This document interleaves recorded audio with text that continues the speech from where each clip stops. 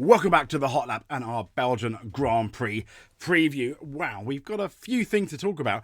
A bit tasty was the Hungarian Grand Prix, and just like the Austrian Grand Prix was slightly tasty, we have a Grand Prix straight after, and it is the challenge of Spa, Blanchiment, Bus Stop, La Source. Yes, it is Belgium. Is it going to rain there? To be fair, it's no point looking at the weather on a Tuesday because it changes by the hour. But let's, though, one thing that's hopefully not going to change, but it has done before, but no, I can assure you, very unlikely, is the race times. These are the race times at the track. So we've got the, let's go all the way back to practice, 1:30 to 2:30 on Friday the 26th of July, my daughter's birthday.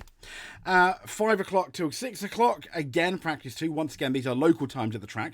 On the Saturday the 27th, we've got 12:30 to 1:30, practice 3. Qualifying 4 till 5 or 1600 to 1700. On the Saturday the 27th, the race starting at 3. However, if we change it to UK time, we've got the race on at 2 o'clock on the 28th of July, qualifying on at 3 till 4 in the afternoon of the 27th of July, practice 11:30 that same morning, and on the Friday 12:30 to 1:30, practice 1, and 4 o'clock to 5 o'clock, practice number 2. So that's basically our practice times.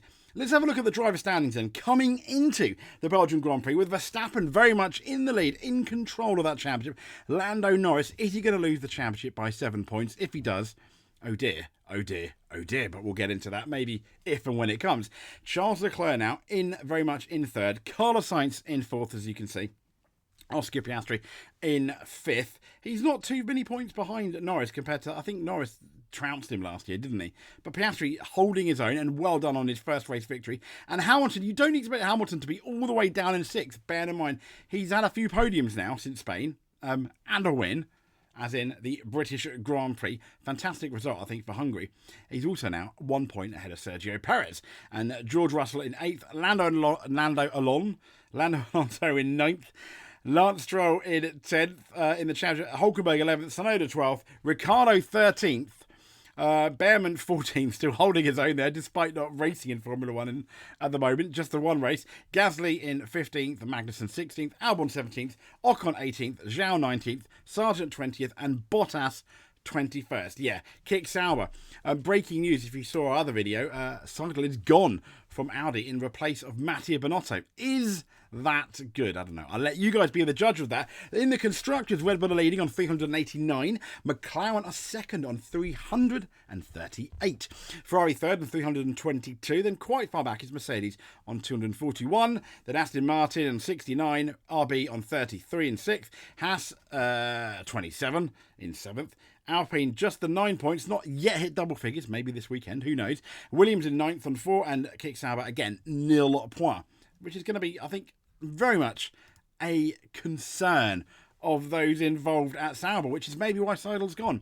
Who knows? So, we are, as you can see behind me, it is the classic Rouge track. And let's then have a look at a lap of Rouge. First of all, let me get the track map up, because that's fairly important if you want to know where you're going.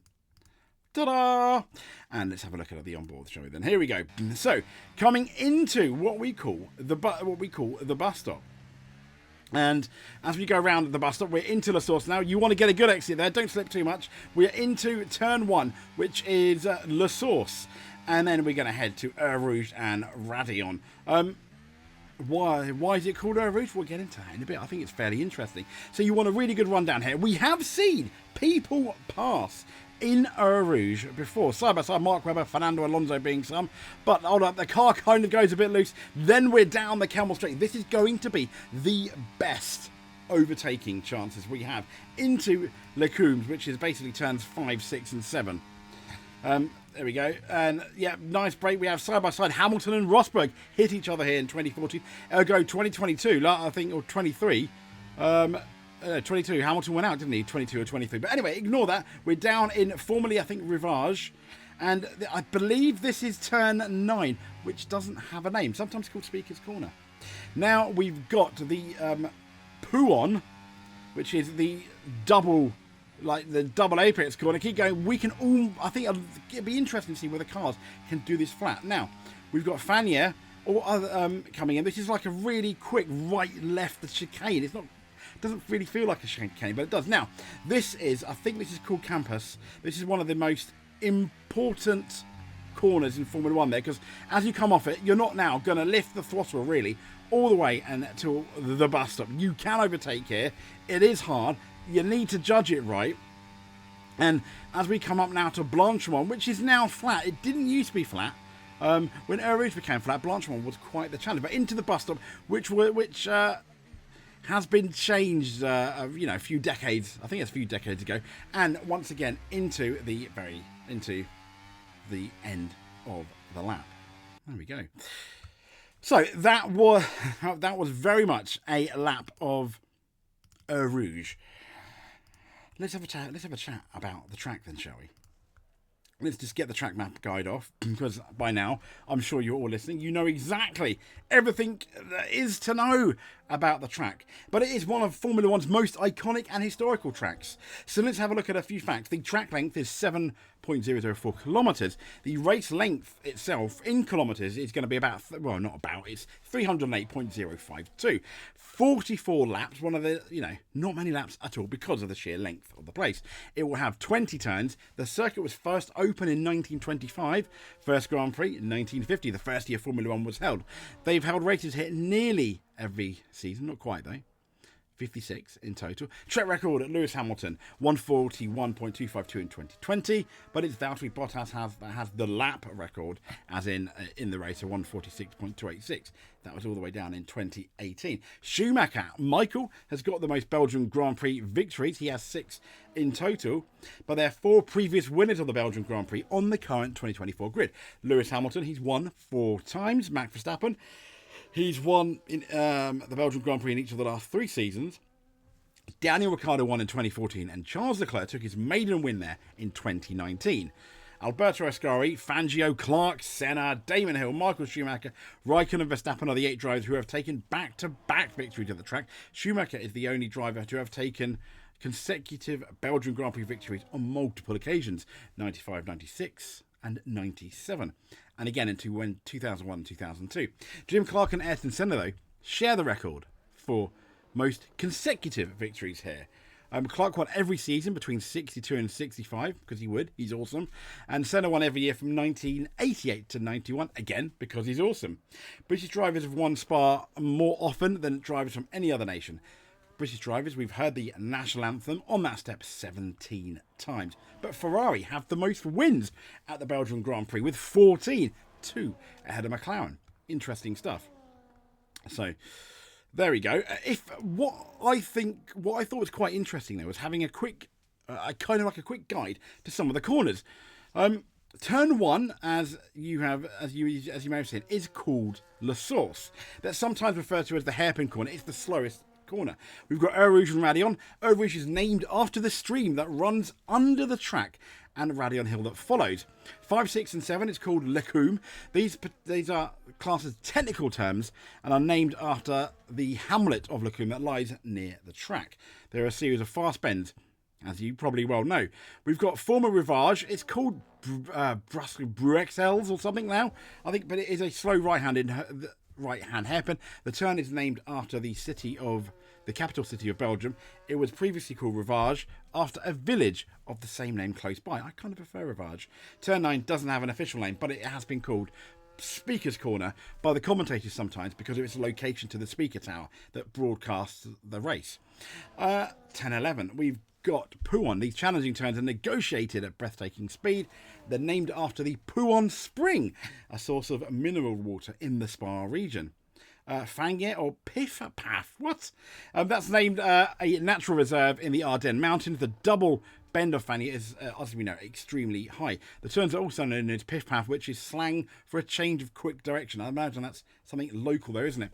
We've got turns 14 and 15, Campas or Stavalo. These fast turns bending to the right are named after the campus university located near the track at the Belgian and the Belgian journalist and racing driver Paul Frère, who I probably got that wrong, but he won Le Mans all the way back in 1960.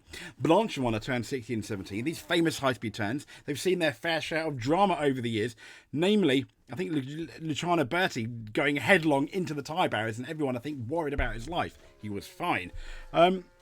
But it's named, I think, from the Blanchimont farm. Now, turns 18 and 19, the bus stop chicane. These slow-speed turns are named after the bus stop that used to be located near the track entrance. The right-left is incredibly tight, but getting a good exit is absolutely essential, as I'm sure you'll pretty much agree with me. So there we go. That is Spa. But let's get into some of the drivers, shall we? And what we think about it. I'm not going to do it in championship order this time. It gets a bit boring. But Mr. Magnussen, Kenny Magnussen, because I've not changed it. Unfortunately, yeah. He needs a good weekend, doesn't he? I think. Once again, to be honest, anyone can get points at Spa, especially if the weather is a bit iffy, for what it's worth. So. Anyone here, I'm thinking, can get points. In particular, Kevin Magnussen. But I think he's going to be outshone again by Nico Hülkenberg, who'll show us his class and at getting that Haas up there. Having said that, it's not like Hungary where you can get a good qualifying and hold people up. It is a bit easier to pass. So, boy, does Zhou Guanyu and Valtteri Bottas need points in Spa, don't they? They need everything they can get, and they really do. What's going to be interesting is a lot of the news. Now Andrea Sadler is gone. We've got Binotto back. Is he going to be... he starts on the 1st of August, so is he even going to be appearing at Spa? I'd imagine probably not. But it's interesting because last year it was Alpine with the big shake-up at the Belgian Grand Prix. That hasn't really helped them that much, though, has it? Will this be more fruitful? Will they get points? Boy, do they need it. Hopefully they can. If any of them are going to get points, though, you've got to give it to Valtteri Bottas. Now, we're going to continue with the Ricciardo versus Tsunoda, where Tsunoda is still very much winning, but I think Ricciardo has come on stronger and stronger as the season has gone on.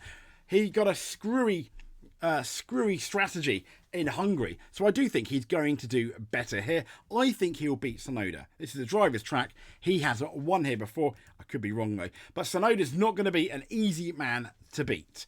I mean, once again, realistically, I think at least one of these guys is going to get points, potentially both of them. So Logan Sargent, he's another guy that in Hungary qualifying came on strong. Didn't do too bad in the race. Could he get points here? I think he's going to need a crazy race. But I certainly think Albon has a much better chance of getting points here. If you can qualify within the top 10, yes, but he might be like on the echelons between 11th, 12th, 13th. But even if he qualifies there, I reckon he can get points. Now, I do think both Alpine, they had a shocker in Hungary. That's because of their really bad qualifying session they had. So I think both Ocon and Gasly have the potential to get points. And it'll be interesting to see if Ocon is named as the Haas driver for 2025. He hasn't been named yet, but it's going to be interesting. Lance Stroll, the man who defied team orders by not letting Fernando Alonso through, it's going to be interesting. That story has kind of gone like under the radar. I mean, we talked about it in our Hungarian Grand Prix follow, but naughty Stroll wasn't impressed at all. And will Fernando Alonso finally come good? Will he actually have a half decent outing after his signing? He's been captain average. Yep, our most recent Grand Prix winner, Australia's most recent Grand Prix winner, McLaren's most recent Grand Prix winner is Oscar Piastri. Can he do it again? He, I think, was it the sprint race? Was it last year when it was wet? But he didn't do too bad, did he? So I think it's going to be really close between him and Lando. And speaking of the man, the man that some people suggested should have won Hungary. Some people suggested shouldn't have won Hungary. What is one thing is, it's going to be really interesting to see how Lando Norris bounces back from what I think was a disappointing weekend. Having the pole, getting a bit of a rubbish start, arguably having the fastest car near the end of the race, but then not winning again. I think he's got a point to prove. Now, even if he doesn't get pole, I think if he can get within the top 2 rows, he's got a chance of winning in that McLaren. It did seem the faster car at Hungary. So Carlos Sainz, not too, not too bad. The big question is, Ferrari, is this circuit going to help them? I kind of thought they would do better in Hungary. I was wrong. So I'm thinking they are possibly going to be the 4th fastest car here, potentially. And the same for Leclerc, but he really does need to start out qualifying Sainz. I mean, Sainz has even come out. I think I saw a news report that he suggested, he thinks he's better than Lewis Hamilton, which is fair enough. It's really good to believe in yourself. Is he better than Lewis Hamilton? No, I don't think so. But fair play for Carlos Sainz. Who knows? Until we get them in the same car, who knows? But but Ferrari need a good weekend, don't they? As does this man here, George Russell. Had a fairly solid Hungarian Grand Prix. Yes, he was beaten by Perez. I think Perez ultimately had the superior strategy between the two. But here is the driver of the Hungarian Grand Prix, the most defensive driver, fending off Max Verstappen, and until Max Verstappen became so frustrated he almost long darted himself at Lewis Hamilton by locking up. Racing incident, fair enough. But the man, once again, under the most pressure, I think, coming into the Belgian Grand Prix, this man had a really good race in Hungary, I think, from the back. But he shouldn't have even been there. All eyes are on Sergio Perez. The big question is he going to be replaced? I don't think we'll know by the Belgian Grand Prix. I think Red Bull will be waiting. But boy, I think anything less than a podium and his job, I think, could potentially be in jeopardy.